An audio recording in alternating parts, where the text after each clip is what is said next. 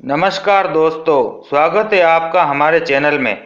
तो दोस्तों, आज की कहानी है 20 वर्षों से जिस संदूक ने बेटी बहुओं को अपने आगे पीछे घुमाया, आज बूढ़ी माँ ने जब उसका राज खोला तो बेटों के पैरों तले जमीन खिसक गई।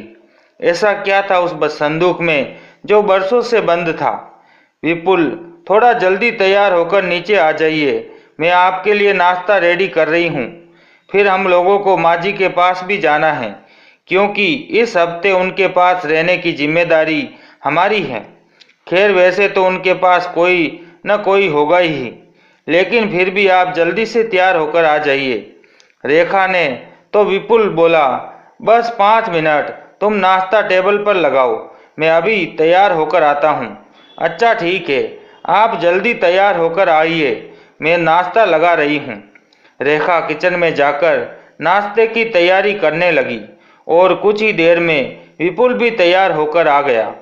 उन दोनों ने नाश्ता किया और फिर अपने बेटे को विपुल ने स्कूल बस तक छोड़ दिया। उसके बाद दोनों अपनी माँ के घर के लिए निकल गए। उनकी माँ का घर बहुत दूर नहीं था, उनकी गली से पिछली गली में ही उनकी माँ रहती थी। दरअसल कुछ समय पहले तक तो पूरा परिवार इस घर में ही रहता था, लेकिन जैसे जैसे बच्चे बड़े होते गए, वैसे वैसे अपनी अपनी नौकरी लगने के बाद सब अलग होते चले गए। शुरुआत में तो वह घर बिल्कुल हरा भरा रहता था। हर समय तीनों बेटों और उनकी पत्नियां, साथ में बुजुर्ग ससुर भी थे।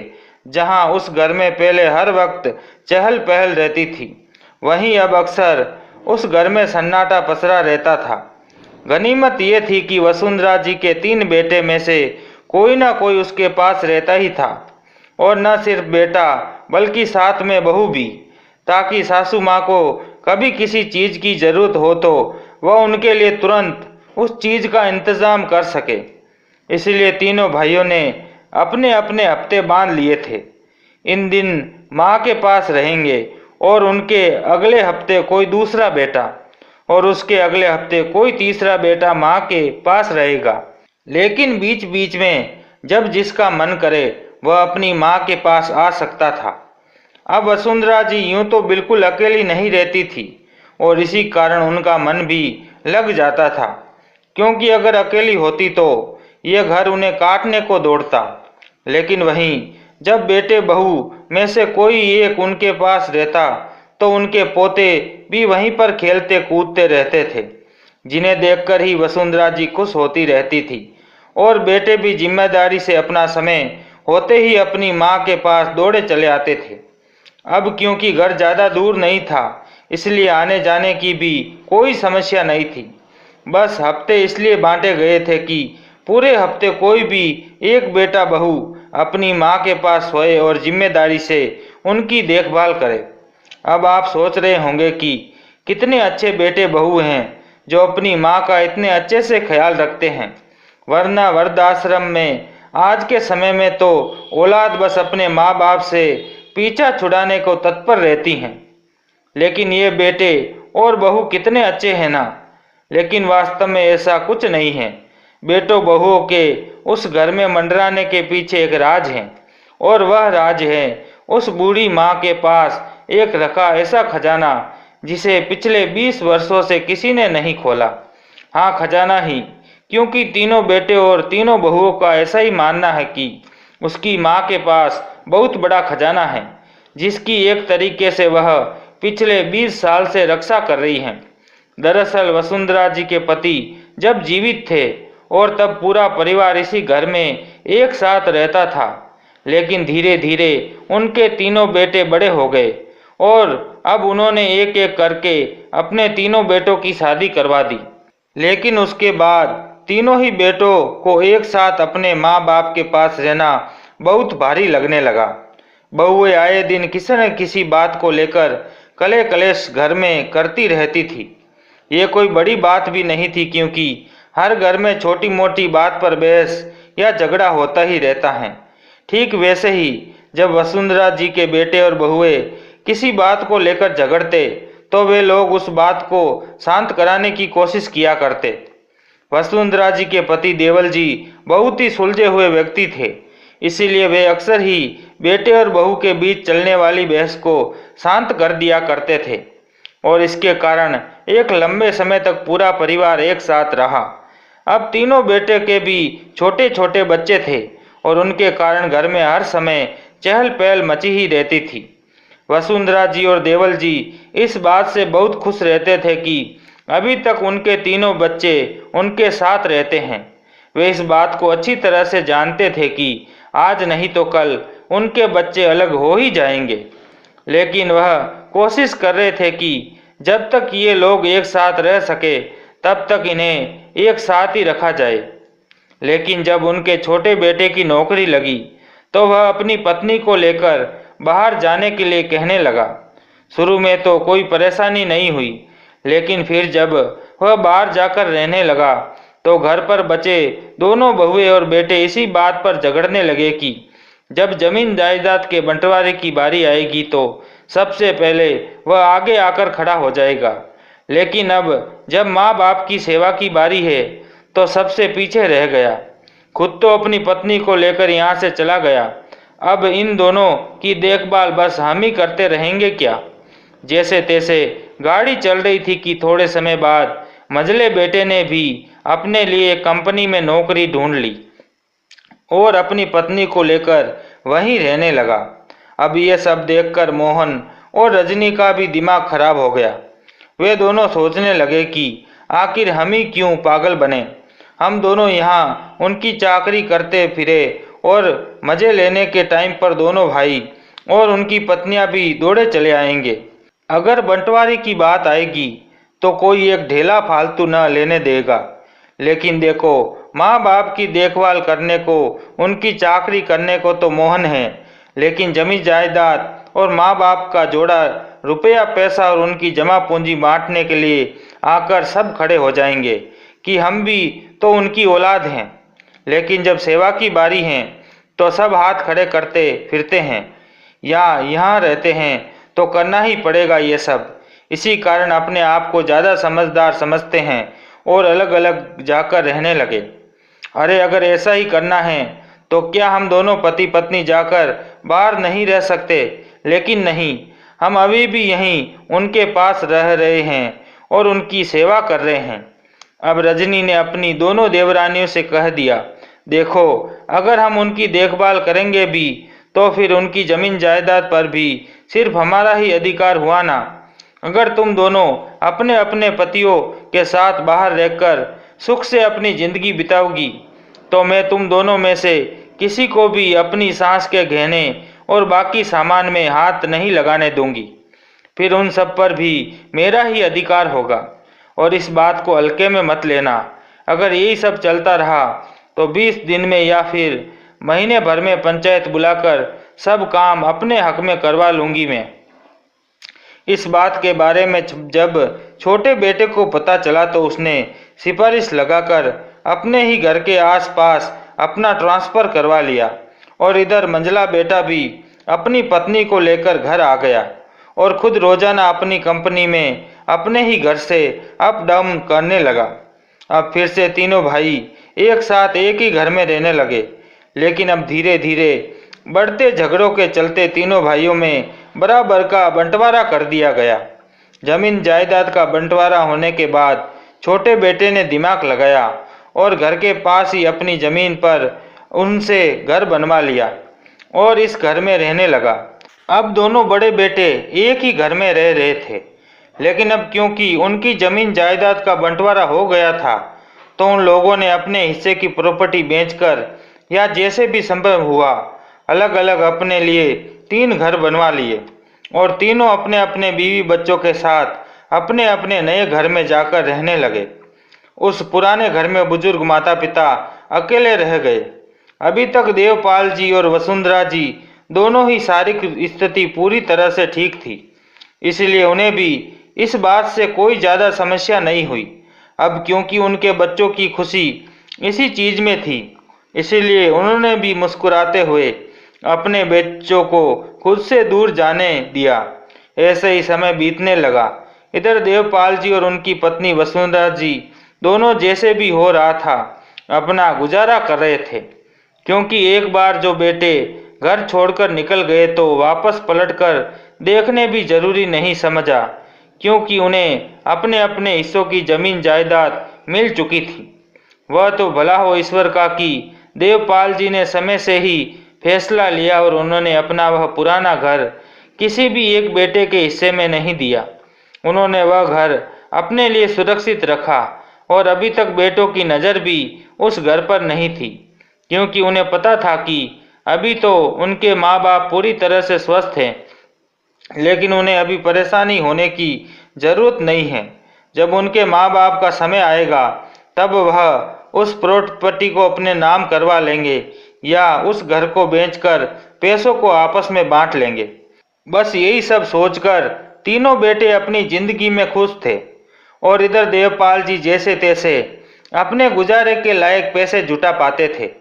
वसुंधरा भी जैसे तैसे कर ही रह रही थी, लेकिन अब उन दोनों का ही शरीर जवाब देने लगा था, क्योंकि दोनों की उम्र भी अब इतनी कम नहीं रही थी।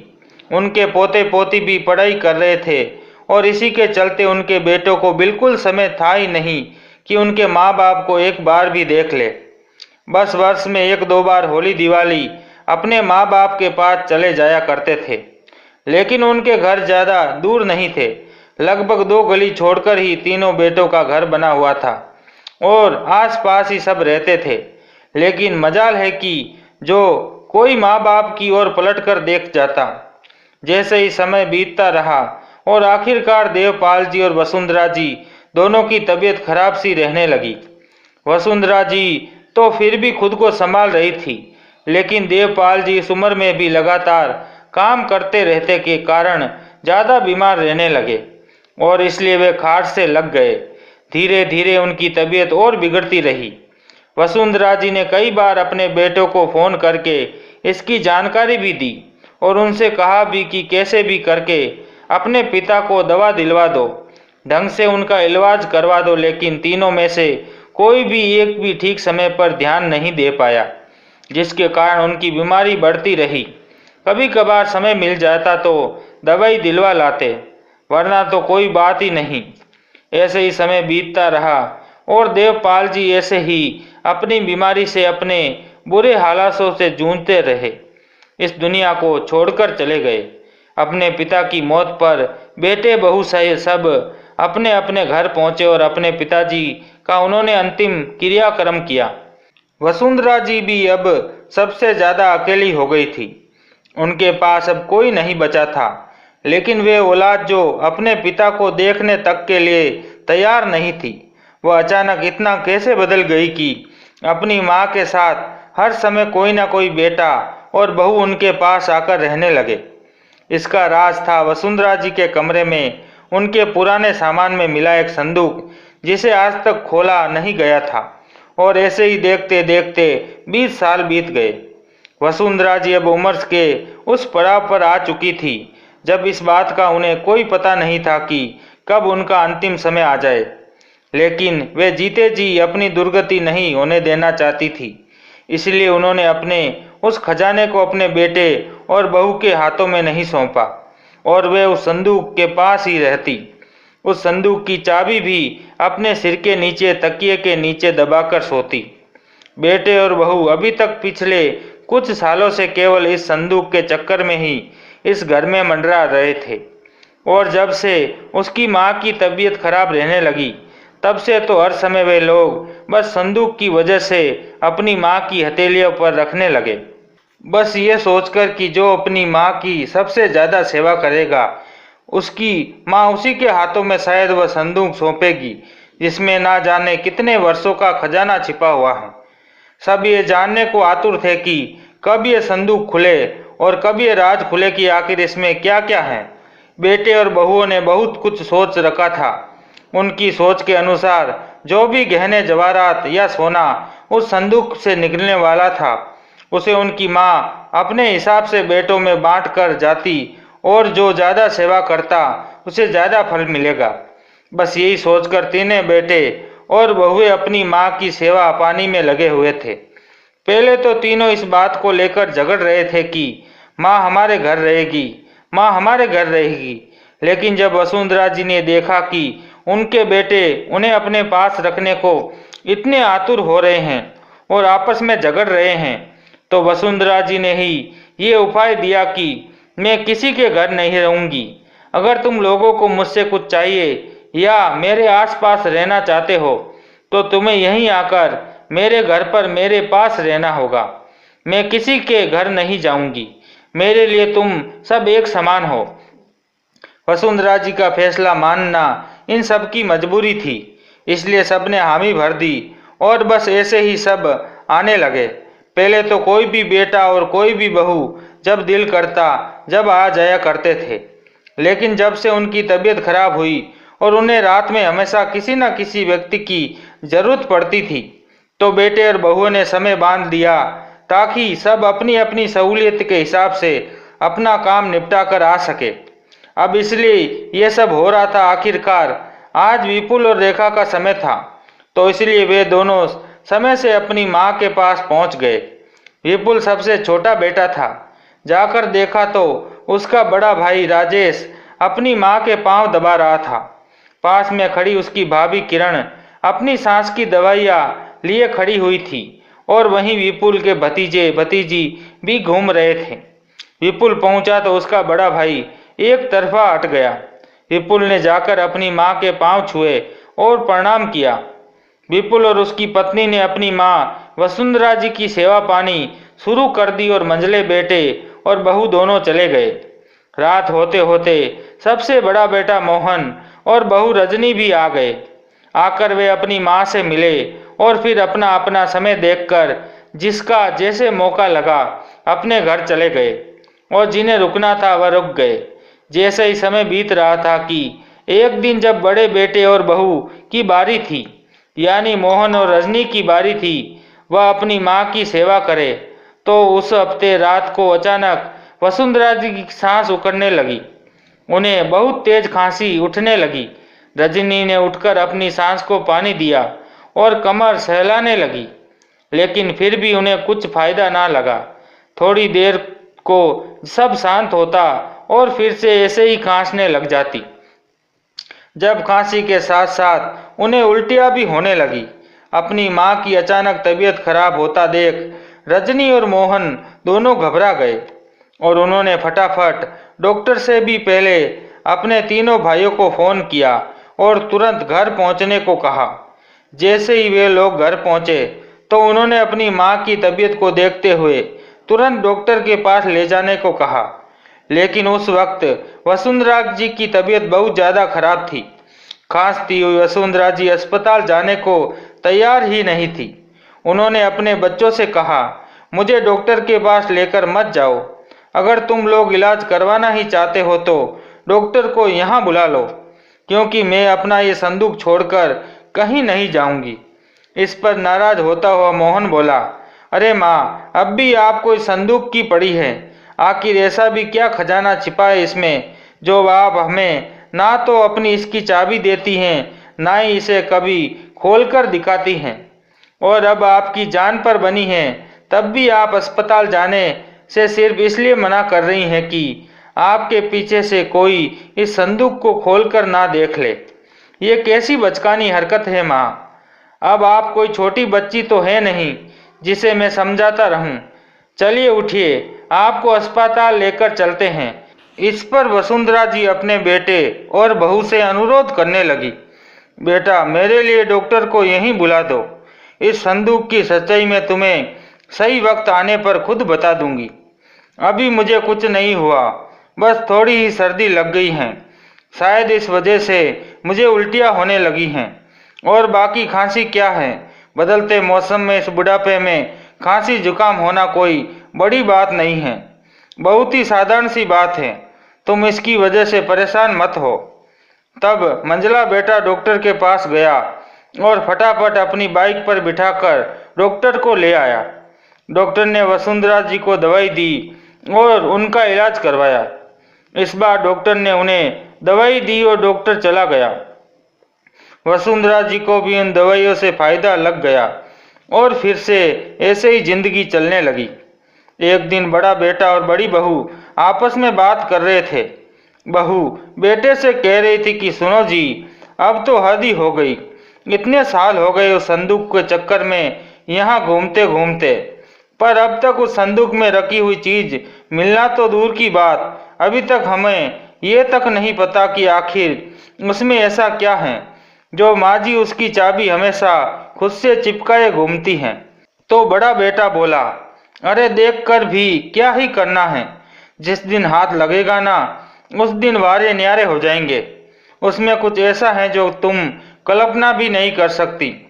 तुम्हें पता है, माँ ने 20 सालों से उसकी ऐसी रखवाली की है जैसे कोई माँ अपने बच्चे के भी नहीं करती।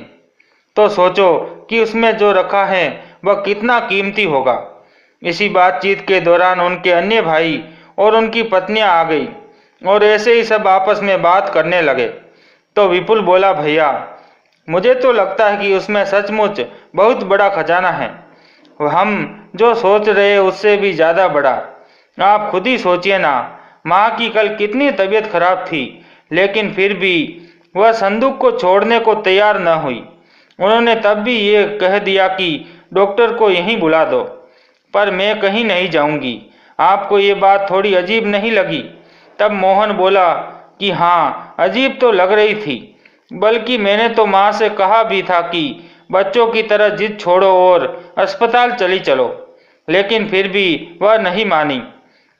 अब सब लोग आपस में उस संदूक की ही चर्चा कर रहे थे और बस इस आस में बैठे थे कि कब वह दिन आए जब ये संदूक खुले और इसमें रखा खजाना हम सब में बंट जाए। सब अपना अपना काम निपटा और जिसका जैसे समय लगता माँ के पास दौड़े चले आते।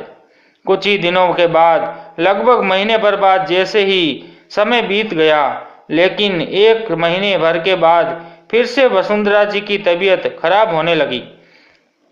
खांसते खांसते वह बहुत परेशान थी। बेटों ने अस्पताल ले जाने को कहा, पर फिर से उन्होंने मना कर दिया। तो जाकर बाइक पर बैठा कर फिर से डॉक्टर को ले आया। डॉक्टर ने इस बार दवाई भी दी और बोतल भी चढ़ाई, लेकिन फिर डॉक्टर ने कहा, अम्मा जी अब की बार तो आपको अस्पताल जाना ही होगा, यहाँ घर पर आपका इलाज संभव नहीं है। अगर इसी जिद में अड़ी रही तो आपकी जान न बच पाएगी, फिर आपको बचाना भी मुश्किल हो जाएगा। इसलिए अब आप जिद छोड़िए और अस्पताल चलिए, वहाँ आपका अच्छे से इलाज हो जाएगा। वसुंधरा ने डॉक्टर को समझाया, लेकिन वसुंधरा जी नहीं मानी और डॉक्टर को वापस भेज दिया। हालांकि बेटे भी जिद कर रहे थे, लेकिन उन्होंने कहा, बेटा मुझे तुम सबसे कुछ बात करनी है। अगर उसके बाद भी तो मुझे अस्पताल भर्ती करवाना चाहो तो शौक से करवा देना, लेकिन उससे पहले मैं तुम्हें कुछ बताना चाहती हूँ। जाने क्यों मुझे ऐसा लग रहा है कि मेरा कुछ पता नहीं, जाने कब मेरा अंतिम समय आ जाए और मैं तुम लोगों को छोड़कर चल बसूं। लेकिन मैं अपने जीते जी तुम लोगों को कुछ सौंपना चाहती हूँ, कुछ बताना चाहती हूँ। ये सब सुनकर तीनों बेटों के चेहरे पर संतुष्टि भरे भाव आ गए। कहीं न कहीं उन सबको अंदाजा था कि उनकी माँ उन्हें किस बारे में बताना चाहती हैं, वह उन्हें क्या देना चाहती हैं या क्या दिखाना चाहती हैं। फिर भी तीनों बेटे अपनी माँ के पास आए और बोले, आपकी जान से ज़्यादा कीमती और क्या हो सकता है हमारे लिए। लेकिन फिर भी अगर आपको ऐसी ही इच्छा है तो बताइए, आप क्या बताना चाहती हैं, हम आपको बाद में अस्पताल ले चलेंगे। तब वसुंधरा जी ने अपने बेटों से उस संदूक को खींचकर लाने के लिए कहा। तीनों बेटे गए और उस संदूक को उठा लाए। अब वसुंधरा जी ने अपने बेटे और बहुओं को बताया, बेटा तुम इतने वर्षों से जिस चीज़ के कारण यहाँ चक्कर लगा रहे हो, अब मैं तुम्हें इस चीज़ के बारे में सब कुछ सच सच बताना चाहती हूँ। ना जाने कितने वर्षों से तुम लोग बस यही देखना चाहते थे ना कि आखिर संदूक में क्या है। तो आओ, आज मैं तुम सबको 20 वर्षों पुराना ये राज खोलकर दिखा ही देती हूँ कि आखिर इस संदूक में ऐसा क्या है जो हमेशा इसे संभाल कर रखती हूँ। ये कहती हुई वसुंधरा जी ने संदूक की चाबी अपने बड़े बेटे के हाथों में सौंप दी और बोली, ये लो चाबी और अपनी उत्सुकता को शांत कर लो। खोलो ये बक्सा और देख लो कि क्या है इसमें। इसकी वजह से तुम इतने सालों से परेशान हो, लो खोल कर देखो। वसुंधरा जी ने हाथ आगे बढ़ाया तो बेटे ने अपनी माँ के हाथ से चाबी उठा ली। तीनों बेटे और तीनों बहुओं की नज़र अब उस संदूक पर गड़ी हुई थी कि ना जाने अब उसमें ऐसा क्या निकलने वाला है। एक टक वह संदूक की ओर देखे जा रहे थे। बड़े बेटे ने चाबी उठाई और संदूक के पास पहुंचा। जैसे ही उसने संदूक खोला तो सभी बहुएं और सभी बेटे चौंक गए, क्योंकि उस संदूक के अंदर 3 अलग अलग हिस्सों में कुछ लिपटा हुआ था। सफ़ेद रंग की 3 चादरों में कुछ सामान लिपटा हुआ रखा था। वसुंधरा जी ने अपनी बहुओं को कहा, तुम तीनों आकर इसमें एक एक चादर को उठा लो। और ऐसा ही हुआ। तीनों बहुओं ने वह चादर उठा ली। अब वसुंधरा जी के कहने पर उन्होंने लिपटी हुई उन चादरों को खोलना शुरू किया। उत्सुकता के मारे वे लोग जल्दी जल्दी से इन चादरों को खोलने लगे, लेकिन ये क्या, जैसे ही उन्होंने चादर खोलकर देखा कि उसके अंदर क्या है, तो वह तीनों की तीनों भौचक्की रह गई, मानो उनके पैरों तले जमीन सरक गई। वास्तव में इस संदूक के अंदर कुछ ऐसा होगा, इसकी तो न ही बेटों ने और न ही बहुओं ने कभी कल्पना भी की थी। वह जो सोच बैठे थे, इस संदूक की वास्तविकता उससे बिल्कुल विपरीत थी। दरअसल उन 3 अलग अलग चादरों में कुछ और नहीं बल्कि 3 पत्थर बंधे हुए थे, जिन्हें देखते ही सबकी उत्सुकता और उसका लोभ एक पल में ठंडा पड़ गया। और अब उत्सुकता की जगह आश्चर्य से वे सब अपनी माँ की ओर देखने लगे कि तभी बेटों ने अपनी माँ की ओर देखते हुए उनसे पूछा, माँ, ये सब क्या है इस संदूक में? ये पत्थर संदूक में रखी हुई बाकी चीजें कहाँ हैं माँ? आश्चर्य से उनके बेटों ने पूछा तो वसुंधरा जी ने कहा, बाकी कौन सी चीजें बेटा? इस संदूक में तो पिछले 20 वर्षों से केवल यही सामान रखा है जो अब इस वक्त तुम्हारे हाथों में है। ये सुनते ही तीनों बेटे और बहुएं बौखला गए। साथ में बहुएं भी अपनी सांस को घूरने लगी। और वे लोग नाराज होते भी क्यों ना, आखिरकार 20 वर्षों से वे लोग इन पत्थरों के कारण इस घर में चक्कर लगा रहे थे। बक्सा उठाते तो देखते कि बहुत भारी हैं और खुश हो जाते कि हाँ, कुछ कीमती सामान रखा है। उन्हें तो अपने पिता द्वारा छोड़े गए उस संदूक में छिपे खजाने से उम्मीद थी, जिसके कारण वह यहाँ तक बार बार घूम रहे थे। ये सब सुनते ही बेटों ने अपनी माँ पर चिल्लाते हुए दुनिया भर की बातें सुनाई। विपुल बोला, शर्म ना नहीं आती है माँ, इतनी ओछी हरकत की है आपने। अरे, जब आपको पता था कि पिछले 20 वर्षों से हम इस संदूक के पीछे यहाँ चक्कर लगा रहे हैं, तो क्या आपका फर्ज नहीं बनता था कि आप हमें एक बार भी सच बताती? जब आपको पता था तो क्यों आपने हमें पागल बनाया? इतनी ही देर में मोहन भी बोला, हाँ माँ, बुढ़ापे में ऐसी हरकतें करते आपको शर्म नहीं आती?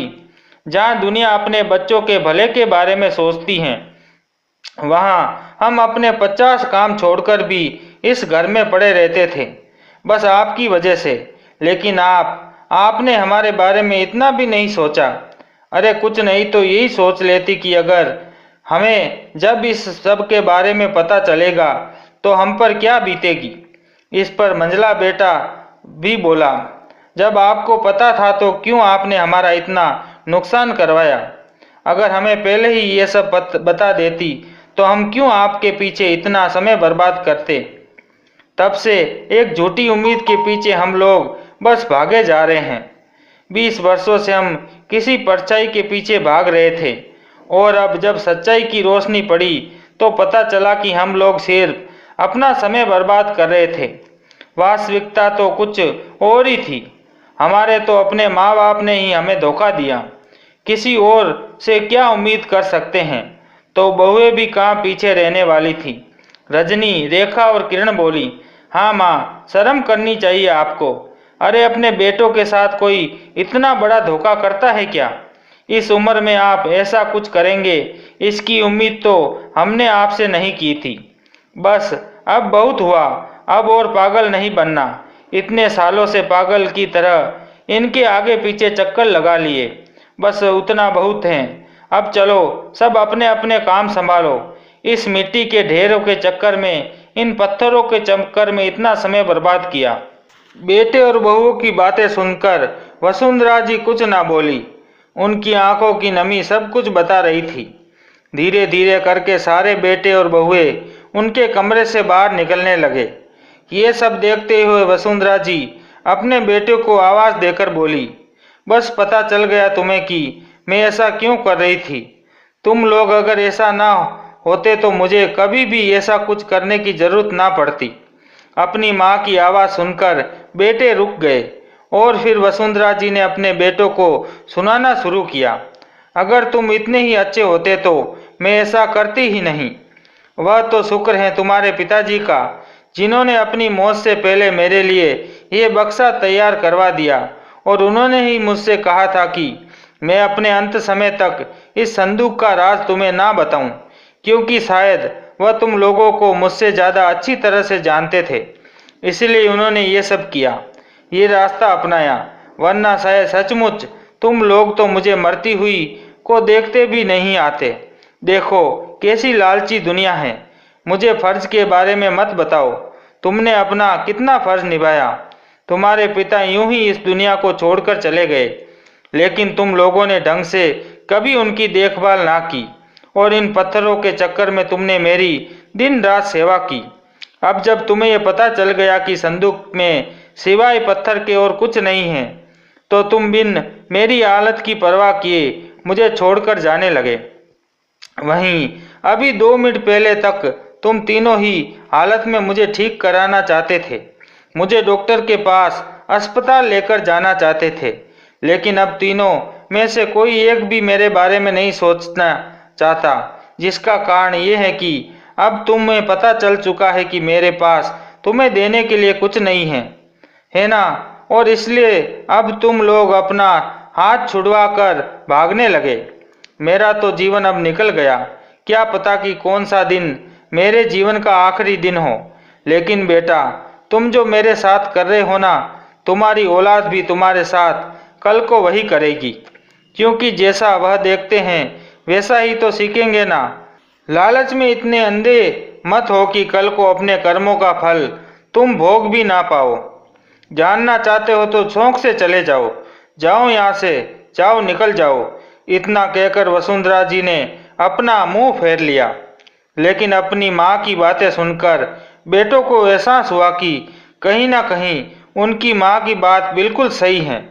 अभी 2 मिनट पहले तक वही बेटे अपनी माँ का इलाज करवाने के लिए मरे जा रहे थे, और अब जब पता चला कि वह संदूक खाली है, तो तीनों बेटे ही अपनी माँ को छोड़कर जाने लगे।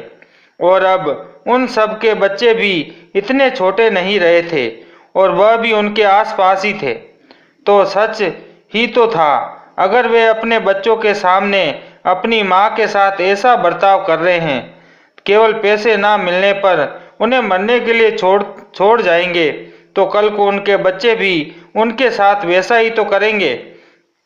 और तीनों बेटों को इस बात का एहसास हुआ, तो उन्होंने वापस आकर अपनी माँ से अपनी गलती की माफ़ी मांगी और अपनी माँ को अस्पताल लेकर पहुँचे और उनका इलाज करवाया।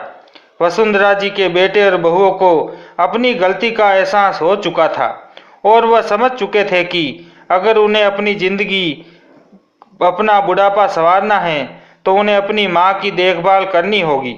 और इसलिए वह अपनी माँ का बहुत अच्छे से ख्याल रखने लगे, बिना किसी लोभ और लालच के। तो दोस्तों, ये थी हमारी आज की कहानी। आज की कहानी आपको कैसी लगी हमें कमेंट करके कमेंट बॉक्स में ज़रूर बताएं। वीडियो को यदि आपको अच्छी लगी हो तो वीडियो को लाइक करके शेयर कर दीजिए, और अगर आप चैनल पर नए हैं तो चैनल को सब्सक्राइब किए बिना बिल्कुल ना जाए।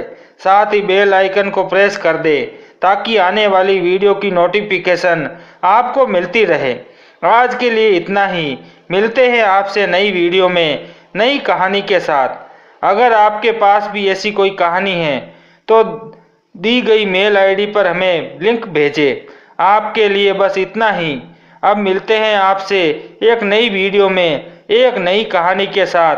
तब तक के लिए बहुत बहुत धन्यवाद। अपना ख्याल रखें और सुरक्षित रहें।